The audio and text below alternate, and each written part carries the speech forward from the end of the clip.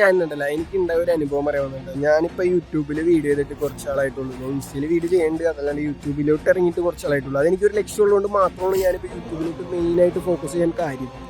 അപ്പോൾ എനിക്കുണ്ടായ അനുഭവം എന്ന് വെച്ച് കഴിഞ്ഞാൽ ഞാനിപ്പോൾ വീഡിയോ ചെയ്യാൻ വന്നിട്ട് ഒരു കുറച്ച് ദിവസമായിട്ടുള്ളൂ. എന്ന് വെച്ച് കഴിഞ്ഞാൽ നമ്മുടെ കൂട്ടുകാരന്മാർ നാലാൾ കൂടുമ്പോൾ നമ്മുടെ വീഡിയോ ഇട്ട് ഇങ്ങനെ കളിയാക്കിക്കൊണ്ടിരിക്കുക, കമൻറ്റ് ഇടുക, അങ്ങനത്തെ പരിപാടികളാണ്.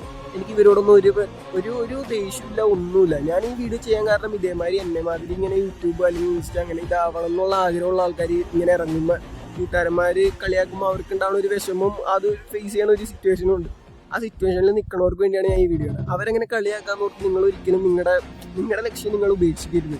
അവരെങ്ങനെ കളിയാക്കിക്കൊണ്ടിരിക്കും. നിങ്ങളുടെ ലക്ഷ്യം എന്താണോ അത് നിങ്ങൾ പൂർത്തിയാക്കണവരെ ചെയ്തുകൊണ്ടേയിരിക്കും. അവർക്ക് വേറെ പ്രത്യേകിച്ച് കഴിവൊന്നുമില്ല. ഇങ്ങനെ വീഡിയോ ഇടുമ്പോൾ കളിയാക്കുക, കമൻറ്റ് ഇടുക, അങ്ങനെ 4 പേര് കൂടുമ്പോൾ ഇങ്ങനെ കാണിച്ച് അവർക്ക് ആ ഒരു എൻ്റർടൈൻമെൻറ്റ് മാത്രമേ ഉള്ളൂ. പക്ഷെ നമുക്കൊരു ലക്ഷ്യം ഉണ്ടാവും. ആ ലക്ഷ്യത്തിന് വേണ്ടി ഒരുക്കിക്കൊണ്ടിരിക്കണം. പുതിയ വീഡിയോ പിന്നെ കാണാം.